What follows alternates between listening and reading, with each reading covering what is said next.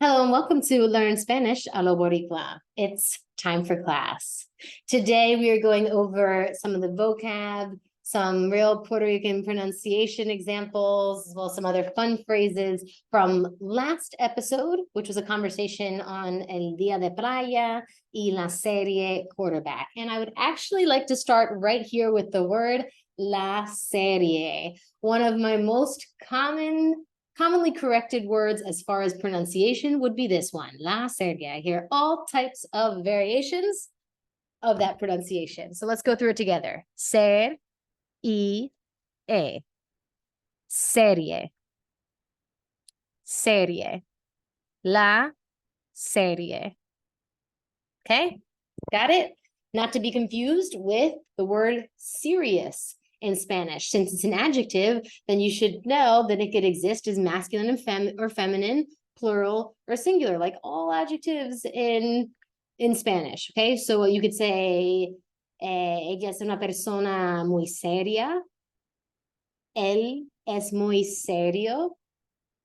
Okay, those would be versions of the word serious. But remember, help yourself to remember this word by thinking series in English has IES at the end. So I know that this one in Spanish has the IE, and it's therefore IE, serie. La serie, quarterback. Very good. Used for TV series, used for any other form of series that you can think of. In today's episode, we'll be, as I said, going over some of the vocab and the pronunciation that came up in our previous conversation. We started off by talking about our day at the beach, so you're going to hear some vocab related to music from that part of the conversation. And when we get to the series, quarterback, we talk about some vocab related to football and also the body. I want to go over some vocab of partes del cuerpo. And we'll look at a pronunciation example. As always, I highly recommend that you view today's class on YouTube. You really need to see a word written down in order to learn it, in order to retain it. So the link to view today's episode is right there in the podcast description. Hop onto YouTube. Make sure you subscribe. Hit the like button so that more people can find this resource.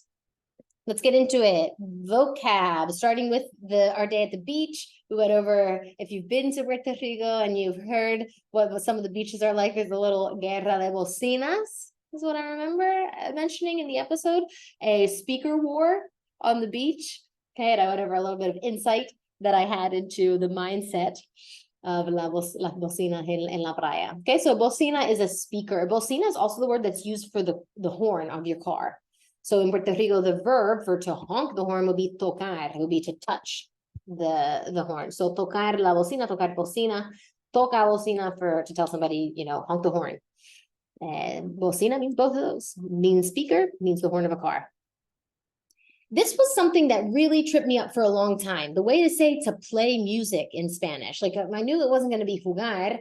Tocar with music, with la música, would be actually somebody playing an instrument. So I didn't know for a long time what was the right word to use when not only to play a song, but what about to play an audio? To say that somebody asked you, she played for this video for me or played an audio for me, etc. So poner is the verb you're looking for when you're saying play with audio, music, etc. I think I even used this. I would have used it in my conversation with Kelly. When I think I said at one point, ella me puso uno de los primeros audios que yo le envié. That she played for me, played for me, one of the audios, uno de los audios, los primeros audios, the first audios que yo le envié, that I sent to her. Okay, so poner música, to play music. I have Siri in Spanish, Siri on my phone, in Spanish, because in December, I was reading El relato de un náufrago, de Gabriel García Márquez. That's called, right? Gabriel García Márquez, exacto. Relato de un náufrago, which had a lot of nautical vocab in Spanish that I was unfamiliar with. And I was lazy. I usually read in bed at night. So I just wanted to be able to say, hey, Siri, what's this word in Spanish? And have her define it to me. But she couldn't do that when she was in English. So I changed her and I just never changed her back. So when I want Siri to put on a song, I will say, pon, name of the song, por, name of the person. Pon Neverita, por Bad Bunny. Pon Miradas Raras, por Eladio Carrión. Pon La curiosidad for Jay Wheeler, I think is that one. Okay. So I'm asking her to play this song by this person. Play this by this. Pon is the command form of the verb poner. Poner is a little bit of a funky verb. If you need a reminder or to review, excuse me, the conjugations of poner, I recommend always going to SpanishDict.com. You can simply type in poner right here in the search bar, and you'll notice that the second tab, this is the case for any verb, the second tab is a list of all of the conjugations in all 800 tenses in Spanish. Spanish is so fun with verbs. Here you see imperative, that means command form, pon. Okay, pon. So if you need to review, go ahead and do that. The verb poner. Let's keep going. Okay, de esas bien fresas. Oh, fresas, fresitas. I am so glad that this word came up. I had only heard it once before, I'm pretty sure, before Alfredo used it to talk about these songs that we were hearing at the beach. The first context that I heard it in, a friend was talking about a friend of hers, and basically would use the word fresa, fresita, this is Puerto Rican slang, 100%, to say that she was like a really girly girl. Okay, girly girl. Once I heard it in the context of Alfredo saying this about the music or the songs that our neighbor at the beach was putting on, it was kind of like the feel of corny. And then we got to basic B. I had a feeling that fresa, as a slang, fresita, is kind of like calling somebody a basic bitch in English. And I consulted the language exchange chat this morning about fresa, fresita. And I explained, I said, if you're familiar with the slang basic girl, basic chick, basic white chick, in English, I'm kind of feeling like it has that. And I went back and forth with one of the gals, and we both totally agree that this is a perfect translation because of the way it's used. We can call ourselves basic bitches, right? Of course, it can be a disrespectful thing to say, and you can certainly say it to mean to offend somebody. But a lot of times we use it, us girls will use it just to comment on how we are fulfilling every stereotype of being a white girl. For example, I gave in the chat was, I'm going to go get a pumpkin spice latte after my yoga class because I am indeed a basic bitch, right? And we just say it like that. It's funny. We use it as just a sort of way of, like I said, acknowledging that you're fulfilling the stereotypes. And that's what we ended up getting to. She said precisely that fresita, it can certainly be disrespected depending on tone, depending on context, as with all slang, as with all language, but that they will use it themselves, that Puerto Ricans will use it, Puerto Rican girls will use it themselves to acknowledge when they're doing something super girly. She said yes, like pumpkin spice latte or things along those lines. So I was so excited to think of fresa, fresita as basic. They put on these basic ass songs. Does that help you understand it? To me, it absolutely does. The songs that you would stereotypically think for whatever. You're just a stereotypical, maybe group of girls listening to music. That's what's going on there. Fresas, fresitas. What I said in the chat too, one last thing about this is I said, of course, the stereotype of how girls act will change from one culture to another, but it was absolutely like the things that would be quintessentially girly or considered basic in Puerto Rico, they're going to refer to as fresas. Love it. Cursi. This is not Puerto Rican slang. This is Spanish. Period. Cursi is corny, but specifically romantic corny. Okay, so you can't use cursi for a joke. Corny is just like such a great word in English. It just really captures what we want to describe, and we might have to use a couple words in Spanish to kind of get there. Cursi in Spanish is specifically going to refer to romantic corny, so like a ballad type of a song, or maybe like a rom-com, romantic comedy that's really cursi. Okay. That's what it is. It really specifically has the context of romantic corny. All right, coming back to an example of pal de palos, and that's exactly how it will sound in PR. It's usually going to sound like pal with an L, pal de palos. That's coming from the word par, a couple. But sí, cuando uno tiene pal de palos encima, I think that we went over this slang of palos in one of the first episodes that we did. It's good to see multiple examples of slang, particularly so that you feel confident about how you're using it, really multiple examples of many words to start to gain confidence. So I will bring up things as things continue to be repeated, as vocab continues to be repeated that we've already gone over in this podcast. I will continue to bring it up just to give you more examples so you feel aún más confiado, confiada, even more confident in your use of these words. So, pan de palos is a couple drinks. Really, this translates to once you got a few drinks in you. Pan de palos encima is like a couple drinks on top. You know, same idea. There's a few drinks in you. I wanted to point out one other thing about this sentence, which is that it says cuando uno tiene par de palos encima. So this literally means when one has a few drinks in them. Spanish is less likely to use the you in general that we use all the time in English. So, you know, when you're at the beach and, you know, you start off this, you end up drinking a whole day, blah, blah, blah. In English, it's completely normal to use you when I'm not specifically talking about you, the person I'm speaking to. I'm talking about you in general. That's less common in Spanish for a number of reasons and for a number of different other parts of grammar that they have. A lot of times they'll use what's called the impassive or the impersonal say.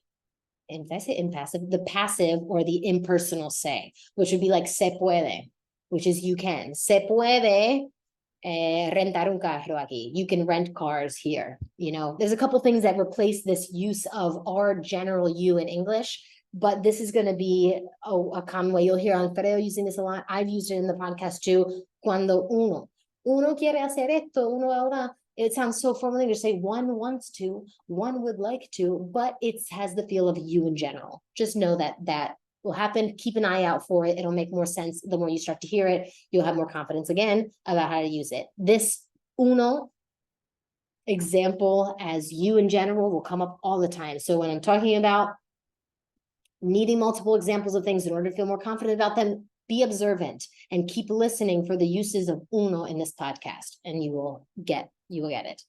Okay.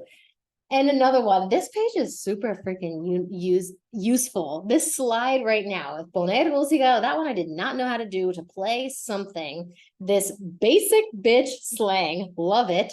The par de palos, the uno thing, and then we've got que si esto, que si lo otro. Oh my gosh, mi gente. This was a reality of native Spanish speakers that I was not aware of until I came to Puerto Rico. And I hear que si blank, que si blank, que si blank all the time. I know that I needed a couple examples for this to make sense, more so than what we just had in the podcast. So let me show you this forum. Excellent example right here.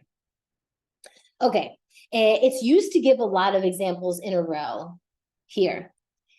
Let's look at this guy. Le propuse el negocio, pero me dijo que él no participa, que si es arriesgado, que si no es buen momento, que si esto, que si lo otro, que si patatín, que si patatán.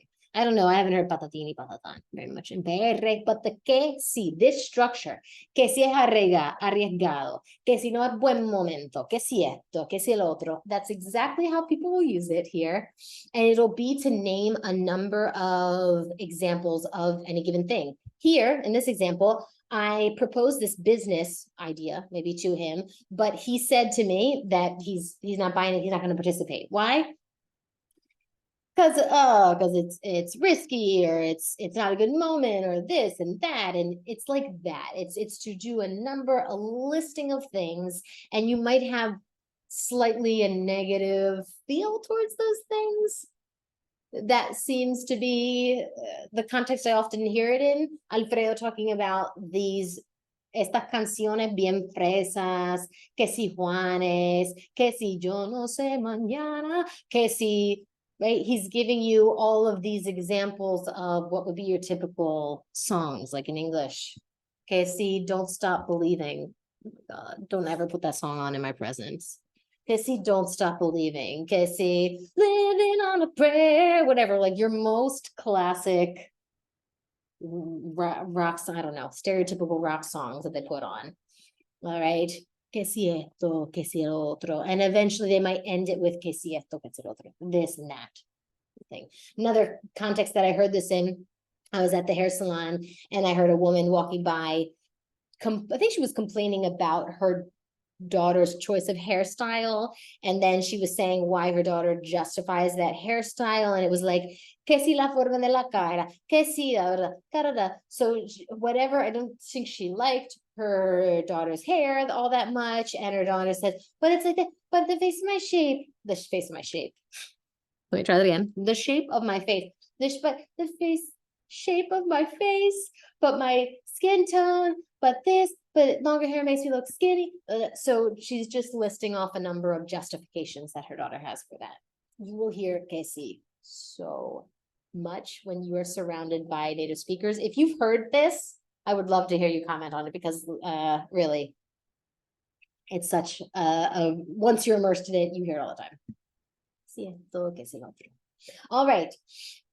Before we go into our next set of vocab, I want to share something with you, which Alfredo has not done maybe since one of the first episodes when he was talking about pajanda, la pajanda, the arrastrar la R. This part of Puerto Rican pronunciation, I think that people typically know that the R turns into L with things like pal de palos or porque. I think people tend to know that the Caribbean Spanish does not pronounce their S's often. Sounds like ta bien for are you, estás bien sounds like ta bien. Okay. But this I feel like is less talked about, the arrastrar la R, which would sound like arrastrar la R. It is absolutely present in all parts of the island outside of el área metro. Outside of San Juan area, you will hear this pronunciation. They usually write it out like this. Since it's called dragging the R, they'll write out multiple R's, but really it sounds like a throaty J. So sorry to do that in the microphone, but that's just literally what it sounds like. All right, let's listen. We've got two places where that's happened. We're going to go to 5:30-ish. He says it with the word radio, for radio. Listen. Estoy hablando por los demás. Yo voy a poner música que no escucho en la radio. Hace tiempo que no escucho un Bob Marley en la radio. ¿En la what? Estoy hablando por los demás. Yo voy a poner música que no escucho en la radio. Hace tiempo que no escucho un Bob Marley en la radio. En la radio. Okay. Alfredo must be more conscientious of how he's speaking on the podcast, because this is how this man speaks. He always, casi siempre, arrastra la R. He says, you have to lavar la ropa. He said, rompe, se la rompe. But I think in the podcast, it's a little more conscientious of it. It doesn't come out as much, but twice in this episode, he arrastró la R. He dragged his R, as they say. That's how they describe it. And it is absolutely a learning curve. Your brain will not be able to recognize this as an R sound for a while. That's how it was for me. I heard it's a J, not as an R. So it'll be a little bit hard, but it's something like all of language, you need to listen to it a lot for your brain to adapt. And if you have family or connections somewhere in Puerto Rico outside of el área metro, you will hear this. You will hear this. Let's do one more with the word alrededor. Alrededor. What's going to happen in about? It's quick. That happens about 7:30 as well, I believe. Bocinas que había alrededor. Pues mira, nadie molestó a nadie. Cada uno está en su mundo en la playa y a pesar de la corta distancia que había entre grupos y de las muchas bocinas que había alrededor, pues mira, nadie molestó. De las muchas bocinas que estaban alrededor. It only is like, I can do it on a couple words because I've heard it a lot, like cajo or rápido or jopa. But I'm not very good at arrastrando la R. I'm not the best example. That's why I have Alfredo do it, but that will happen. Okay. Bad. Now we get into la serie quarterback. All right, la cara de la NFL. I think that it's just nice to know sometimes these things that you're not sure if they would translate because it sounds a little bit abstract, that they do translate. You can say that someone is the face of something in Spanish, okay? Cara is face, la cara de la NFL. We were talking about Patrick Mahomes. That's not Patrick Mahomes. I just jumped over there for some reason. La cara de la NFL. I think Alfredo was using it in English, NFL mainly. We have la here because we're referring to La Liga. La Liga. The league in Spanish is always feminine, so hence the la there. La cara de la NFL, just so you know that you can use that. Nice to know. All right. You would have heard this word because I think we repeated about 7 times in the episode. El mariscal de campo. Know that it's going to sound like mariscal. There's a breath out instead of a strong S sound. It doesn't sound like mariscal. Breathe out.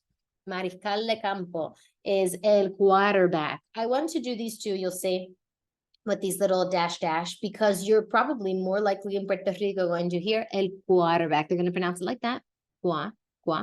Quarterback. Okay, it's probably going to be, I would say 90% of the time you would hear this rather than el mariscal de campo. But remember that Alfredo listens to sports in all languages, really, but he listens to a lot in Spanish, so he hears some Spanish terms for things that he wouldn't hear so much here in Puerto Rico, but he hears it because he listens to sports from other countries. That's absolutely the case with el lanzador. And he said in the podcast that lanzador sounds super elegante. That sounds very fino. In Puerto Rico, they use pichen. El pichen. Okay, I made that one bold because you like people will think it sounds very, very, very fancy if you say el lanzador. For example, here's a good example. Alfredo will use, because he listens to a lot of English from the UK because of soccer specifically. So he listens to those programs, and sometimes he'll just straight up like have a British accent when he speaks in English because of that influence. And he also uses words that to us sound super fancy because they're like British. He'll say posh. He says it's a posh restaurant. And I'm like, that sounds so fancy. That sounds so posh, because we don't say posh. We would say bougie. Okay, that's the thing. If you say lanzador, it's going to sound like you're saying posh in the United States. It's like, oh, okay, I get what you mean, but that sounds so fancy. Only the Brits say that shit. All right, a couple more words we used related to sports. Bateando, know that the verb batear is how you would say to bat. We talked about this because of the movement that Patrick Mahomes has when he throws the football. Alfredo said el quarterback que sobresale. So the quarterback that stands out. I want to give you the verb sobresalir. Again, general Spanish, not just Puerto Rican Spanish. Sobresalir, to stand out. I think that's a verb that you might not know you need until all of a sudden you try to come across it, or you come across when you translate it in your English brain, which is giving you stand out, and you don't have a way to do so. So write that one down. Sobresalir. Tirar. I could spend an entire 45-minute long episode just talking about the uses of tirar in Puerto Rico. I'm not going to do that today. Tirar in this context means throw. It's so much. And it sounds like a lot of work for me to do that because there's just so many. Okay. We got into talking about a little bit of his specific anatomy, the things that gives Patrick Mahomes so much power and what makes him a hard quarterback to block or to play against. So you'll hear Alfredo talking about la columna or la columna vertebral. I don't think he used that specifically, but know that, Spanish sometimes feels so formal because of its Latin roots. Like where we would think of Latin words as more being reserved for the science or the medical community. But Spanish uses those words as the way they commonly refer to things, right? So la columna vertebral, although that sounds like the vertebral column, is absolutely what you would hear in a yoga class. They will talk about this for your spine. I absolutely use columna vertebral. La columna for short, referring to your spine. Mueve la cadera. Mueve la cadera. Hey. La cadera, hip, las caderas, hips. He might have been, honestly, my friends, he might have been meaning this in plural, but it might have just sounded like la cadera because, they dropped the S. Because he talked about Patrick Mahomes tiene la cadera más suelta. So his hips are looser than the average player. Más suelta. Soltar means to loosen, to release, to let go. I use this 8,000 times in a yoga class. I will say suelta la mandíbula, release your jaw. Suelta la cabeza, release your head. Et cetera. So, but suelta can also mean therefore as a adjective. It can be loose. You could say el pelo amarrado. Look me in the video right now. I have el pelo amarrado. This is el pelo suelto. Okay, my pelo suelto would be the hair's down. It's loose. The hair's loose. Okay, un perro suelto, a loose dog that got away from his owner. That suelto is on the loose. Okay, you hear this a lot in reggaeton as well, slang wise. But know that it means to soltar, to release. Más suelta. Here, feminine, because we're describing la cadera, right? I pulled this right from the sentence that Alfredo used. It could be suelto, it could be sueltos, it could be sueltas, as all adjectives can, because they have to match the thing that they are describing. In this case, cadera. Okay. We talked about rotation, rotación, pretty straightforward. I think you'd be able to understand that even if you never knew that word. But I want to take this opportunity to remind you that ción endings in Spanish are going to be feminine. La nación, nation. La pronunciación, pronunciation. La narración, narration. Ción endings are feminine. You can bank on it. Se tuerce comes from the verb torcerse. It's a reflexive verb. That means you always need the me, te, se, nos, etc. And it's also a spell changing verb. So you get tuerce. You will actually, I use this again 700 times in a yoga class. Se tuerce. Tuerces. Okay, to twist. All right, we talked about la fuerza de su brazo. So know that el brazo is the word for arm. Okay, and la fuerza is the strength of his arm. And part of that is that he can llevar los hombros hacia atrás. Okay, so in yoga, where you would normally hear draw for different, in different cues. So draw your shoulders back and down. Draw your belly button up and in. Draw your, etc.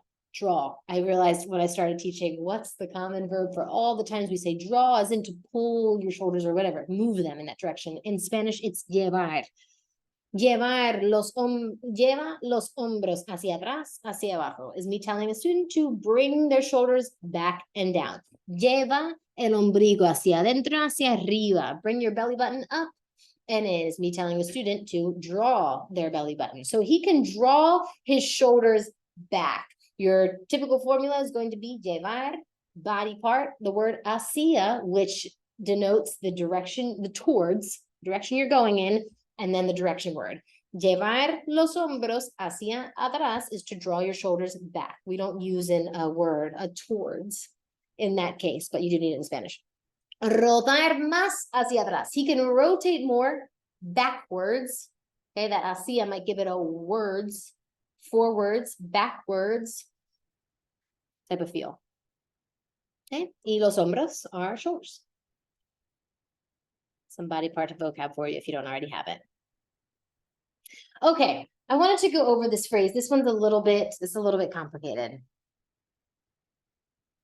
because I'm still sorting it out in my brain, friends. Correcciones de la dicha. I said, me pierdo de esos comentarios. In that context, I was referring to how I used to be a huge Ravens fan and I followed NFL religiously, and I just haven't now for a couple years. I have not been following the NFL so much. So I miss out on these comments. I did not realize Patrick Mahomes was the big deal that he was, because I've not been following the NFL so much in past years. And I wanted to express that I miss those comments. What I should have, I'm going to jump down to what it should have been. Se me pasan esos comentarios. Alfredo and I had a conversation about this.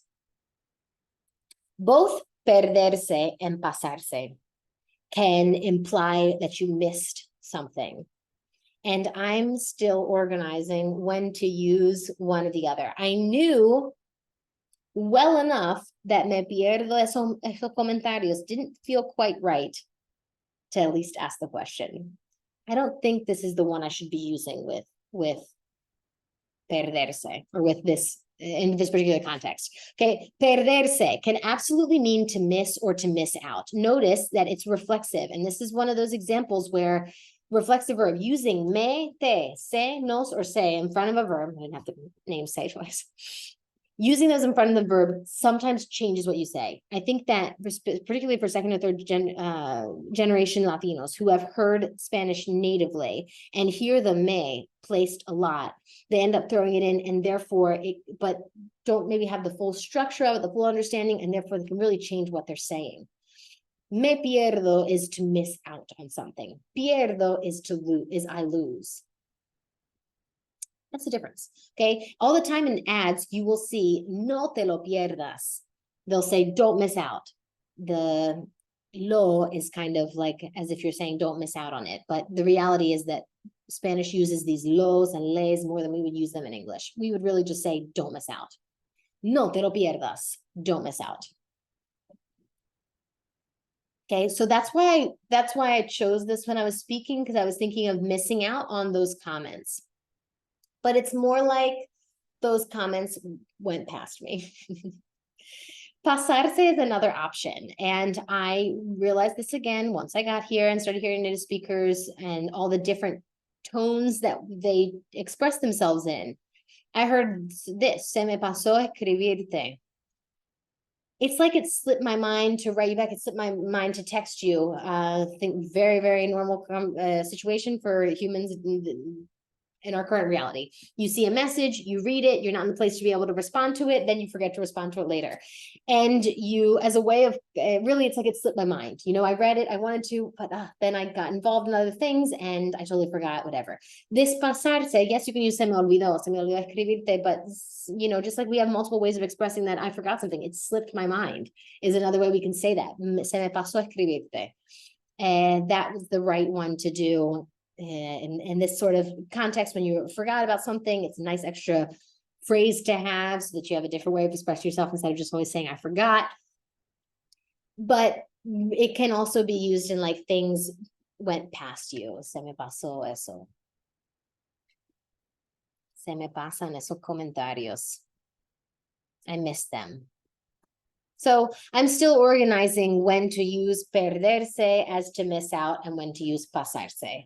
But I didn't want you to copy what I did here and make that mistake. So that's why I wanted to go over this. I'm sure that's clear as mud right now, and I apologize. It's because I still myself am organizing it. Okay, more on that. It won't go away. Promise you that. And lastly, I hope that you stayed till the end because you need this golden nugget of a phrase. In the podcast, Alfredo was looking for the title Vince Lombardi Trophy and couldn't remember it, and I could. And I said, me siento bien guilla. Guilla, guillao. Full of yourself, boastful, cocky, feel like I'm killing, I feel like a badass, are all things I would say. I feel like a badass. I feel so cocky right now. I feel so good. I feel whatever. Bien guilla. I've gotten used to that as being the word that I want to choose without necessarily translating it. It could be all of these things. Guillarse, to kill it, slay, something like that. I want to give you another example of this. And as I was thinking about how to explain this to you guys, it made me realize how much real life experience you need in the language in order to both understand and use slang. Because it doesn't feel natural until you like have enough experiences of it where it feels like a strong concept in your brain. Pero sí, guillada. Think of it as cocky. You will absolutely hear people talk about this, el guillao, el guille, that's in the context of reggaeton, you know, that rappers have that cockiness, that boasting, that I'm God, I'm the best thing that's ever happened to rap. That is el guille that they have in reggaeton. Okay, but we've got multiple forms. You can call somebody guilla, guillao. You can use it as a verb. It's going to be reflexive. You killed it, slayed it. Let's talk about the example from yesterday. We went to El Rio Jurutungo in Ponce, North Ponce. We did a crazy hike to get to like the 4th waterfall, which is way, way, way up the river. It was beautiful, but it was hard hiking. And at one point, you know, we're there with very experienced hikers and climbers. At one point, we had to actually use a rope to climb up a rock face. Like there was no other way to do it just by climbing up, except for climbers. People who practice this were able to get up, send the rope down, and the rest, they anchored it for us, and the rest of us came up via the rope. Getting up is one thing, getting down is a whole different thing. So on the way back, coming down, Alfredo went first, and then I went. And as I was coming down the rope, I was doing fine. And then just at one point, like however my foot pushed off, I don't remember exactly what happened. Instead of you're kind of supposed to stay close to the rock face and the wall, I ended up pushing up and going towards the left, swinging towards where the people were spotting me. No big deal.